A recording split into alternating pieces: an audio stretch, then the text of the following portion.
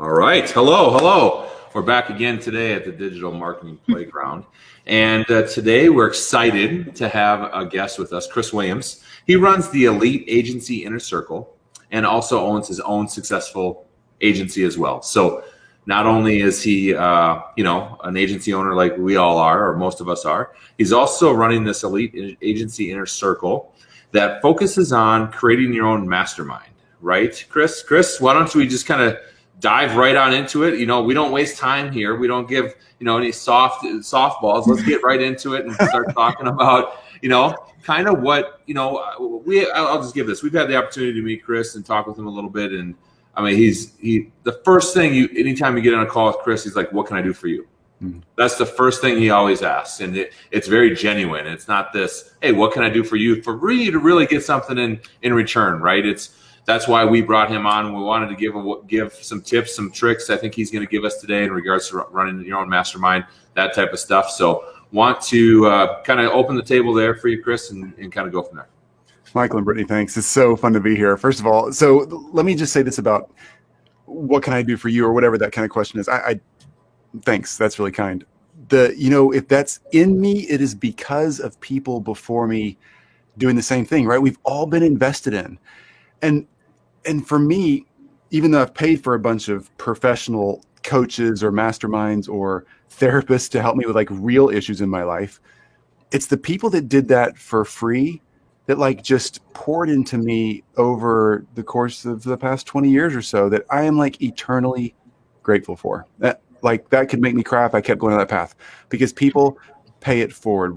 We live on such a cool little rock flying around in space, and there's so much negativity and division going on. But honestly, most of the people you and I know are really amazing, cool, supportive people.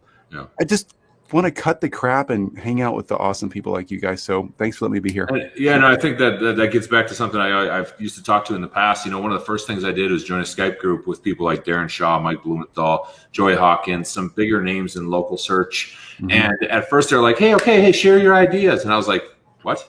I'm not going to share my ideas with my competitors, right? And that's how this whole thing has kind of come around, where if you share ideas with good people share ideas, and you can really push things forward. And that's what is really cool. And that's kind of what this is about as well, right?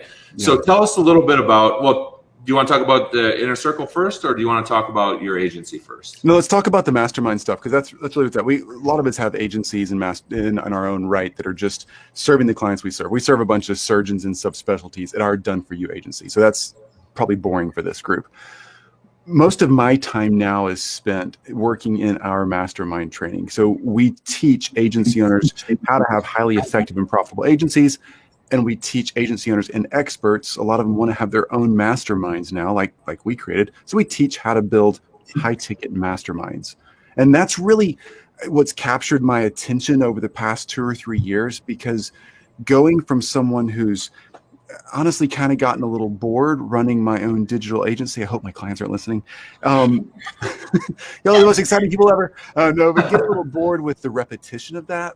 Teaching with my expertise that you just gain over time, trial and error, has become really, really like meaningful to me. I like that. I think we kind of all find our place. And teaching, I never thought I wanted to be a teacher. I think I pictured like grading papers when I went home until 10 o'clock at night.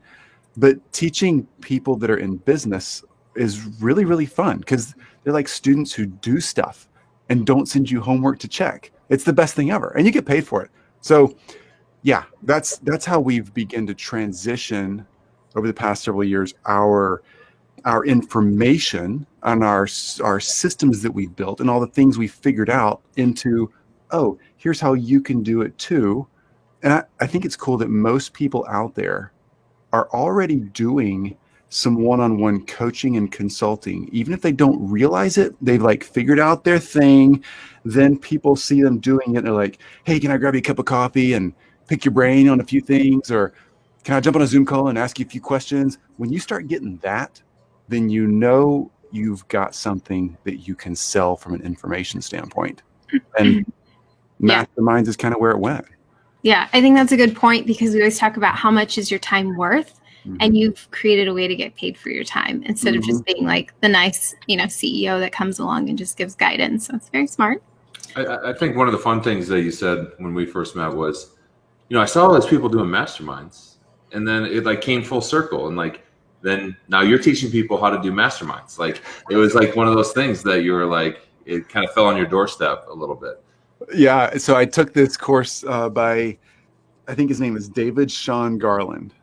He has this online course called Create Awesome Online Courses. This is like 6 or 7 years ago. And I remember taking that course thinking, this dude's freaking genius. He's got online courses. And so then we create our own mastermind about how to run an effective and profitable digital agency. I work like an hour and a half a week, guys, because my agency works. All right. So we started teaching mastermind. How about do that?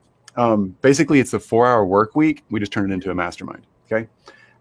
Then people started taking that and asking, will you teach us how to have a high ticket mastermind? And then we started doing that. And all of a sudden it dawned on me one day, I'm doing it. I have a mastermind about masterminds. It's the circle. It's like a Seinfeld episode. It just It's so awesome. It's totally a Seinfeld episode. That's the best part about it. It's great. It's great. So I don't know where we're going to take it, but let me ask you this: if you could give a couple tips early on to people that are thinking about creating a mastermind or finding somebody to help them do this, what type of things would you kind of suggest that they do? Yeah. Okay. So if you're going to have your own mastermind, before anybody is allowed in our program, I'm sure there's other programs that teach similar things, but before anybody's allowed in our program, you got to have 3 things nailed down solid. Okay. Just locked and solid. And I'm going to give you 2 sub points that are kind of going to let you know what level you should start at when it comes to creating your own high ticket mastermind. The 3 things you have to have: 1, you have to be a giving person. And I know we started the conversation that way. I didn't see that coming, but it's the that worked out. It's a circle. Yeah, you have to be a giving person, because coaches and consultants, experts who give, create really good groups. There's no way around it. And I think that's a great point about your group and Josh Nelson's group, right? Josh is very, very giving. He does a lot of that as well. Mm-hmm. He's very much in the abundance mindset, right? Give and you'll get, just as naturally as that is, right? And even Troyer from Invisible PPC, I know him. He's very giving in that way as well. Like, it's just cool to see some of these big agency owners do that type of stuff to help us little guys out, to help us move us along, So it's true. You really can't outgive it. And people often ask, in fact, today in our Facebook group, we did it was about content creation. People are like, how do you do content creation? You really can't outgive it. Some people are like, well, you got to tell them like what to do, but not how to do it, or something like. Honestly, you can tell them everything. Exactly. Because people ultimately won't do it. They want to know, are you with me, and can you help me do it? If you can do that, they're with you. So that's the great point. Give. Second thing is, they have to be a subject matter expert. They got to know their thing. They don't have to know more than anybody else in the world, but they got to be better than the people they're going to lead. All right. You can't just go watch a YouTube video about how to do something and then go lead a mastermind. You kind of need to be pretty good at what you do. All right. But quite frankly, that's the least important piece of this. The third thing is, you have to be able to communicate. Unfortunately, it just takes time to learn that skill.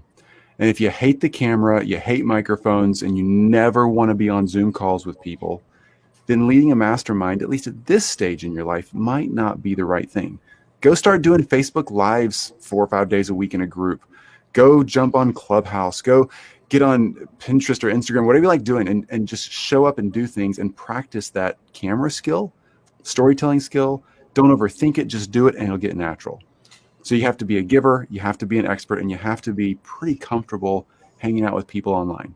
Yeah, I think that's interesting you talk about that. I mean, obviously the camera loves some of us more than it loves others. Let's just be honest, right?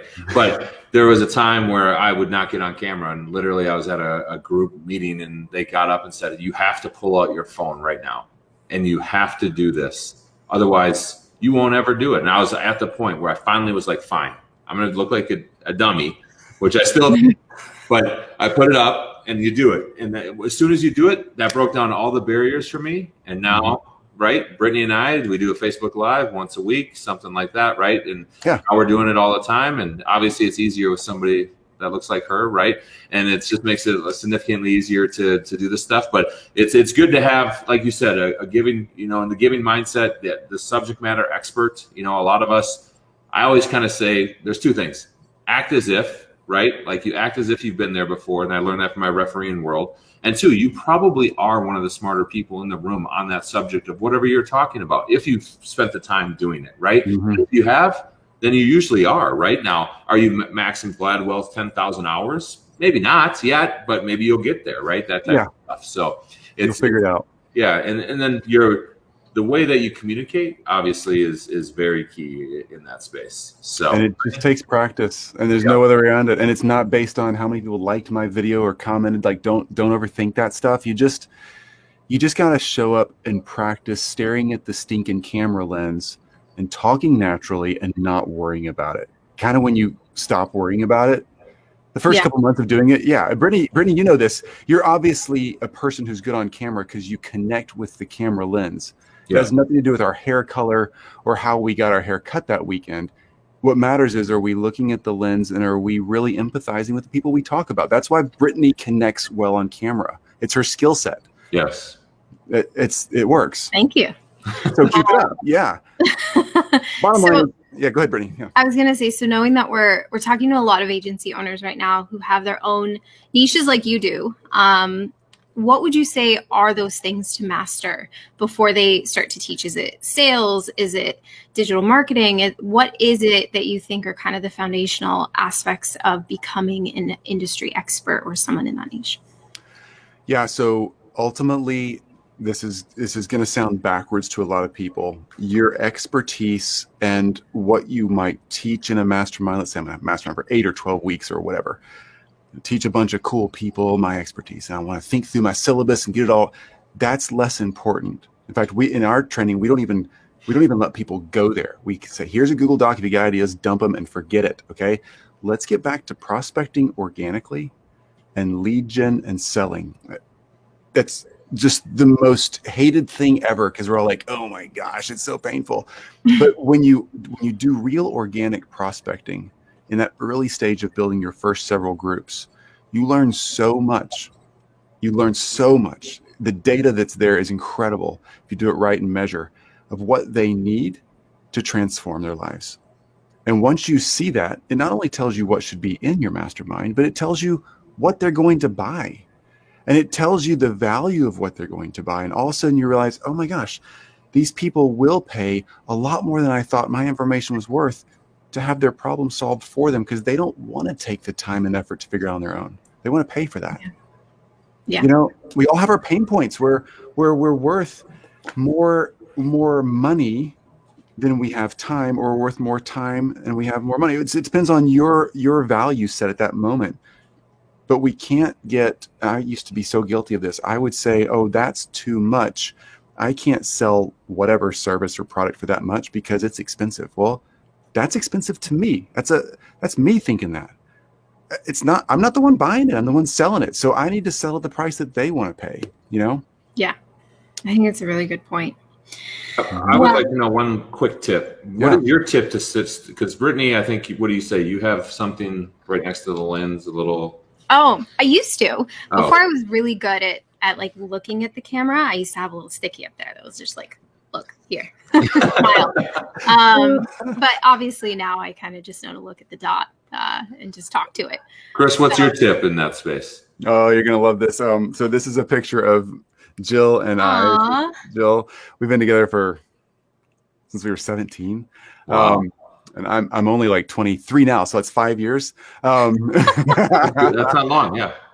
Give or take a couple decades. So I used to, this is going to sound so horrible when I think about it. I used to have a picture of Jill and I, not that picture because I didn't have a hole in it. And I had a hole in her eye. And I stuck it on the camera so that I was looking at a face while I was talking. Okay, that sounds so like dark. Poke a hole in her eye. But I put a hole in her eye, blew up the picture, put a hole in her eye. I need to look at a face while I was talking. It allowed me to relate to a person, right? Mm-hmm. So that helped at first. Now, if you could see the monitor in front of me, everybody watching this can see how our faces are laid out. I'm moving the screen here. I've got my Google Chrome brought up, and I've got StreamYard, which we're recording on. And I've got Brittany and Michael's face as the top of my screen. So right now, Michael, your face is directly underneath my lens. and my camera hangs down 2 inches below the lip of my monitor. And so now, Brittany, I've got your face under my lens. That way I'm able to look at your expression and read your face without looking like I'm taking my eyes off camera. That's how I do it. No, that's a great tip. Jeez, that was much more than Brittany's look here. Hey, Hey, it did work. It did work. You're right. You're right. I got to figure out what mine is. I can't read very well, so. But, awesome. We tell our kids, all the time, look the person in the eyes when you're talking to them, right? That's what I always tell my little kids. Hey, look in their eyes, say thank you, right? And I'm horrible. I'm looking at you guys right now, so my screen is not set up properly where I need to be looking up at the lens itself. So definitely something to work on, but a good thing. So awesome. Well, Chris, let's talk a little bit about setting up your own mastermind and what you provide. I think that's why people are watching right now, to understand, is this the next step in your agency? Actually, what time is it a good next step? At what point do you get to a place where you feel like you've been successful as an agency owner? Now it's time. Like, even if you're an industry expert, I think some people really enjoy running an agency. Does it need to be a passion of yours to always teach? Or is this something you feel like you can actually create and maybe not be the face of?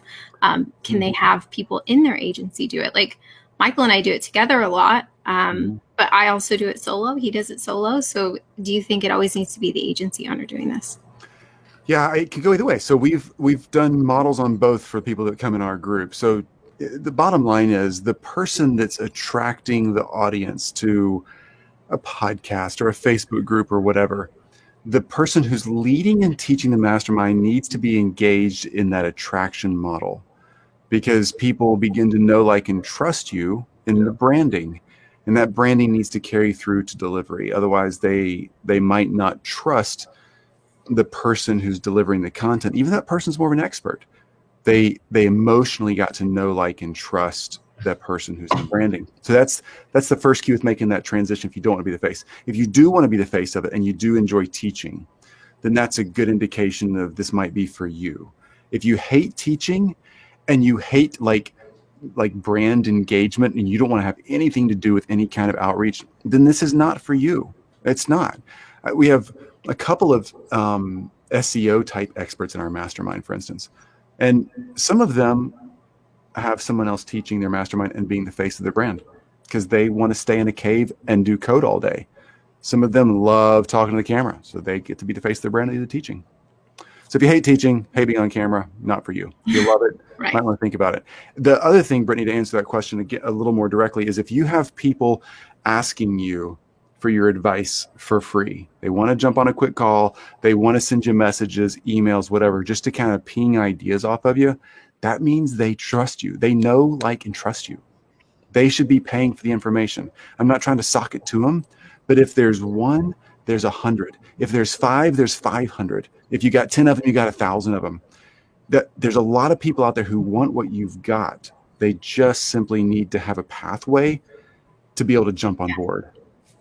Yeah, I think it's a great point. When we did the Partner Center, I think we realized that we're like, wow, people actually enjoy this information that we say it all the time. And that's it. For us, it became a cool way to actually have a sales tool because, Michael and I are like, we don't really like sales. So we'll just send them here. This is all the information. We made it just for them. Mm-hmm. But the amount of value that they actually get out of it is pretty cool. And then when we do sit down with them, they're like, oh yeah, I've already watched like 5 of your videos.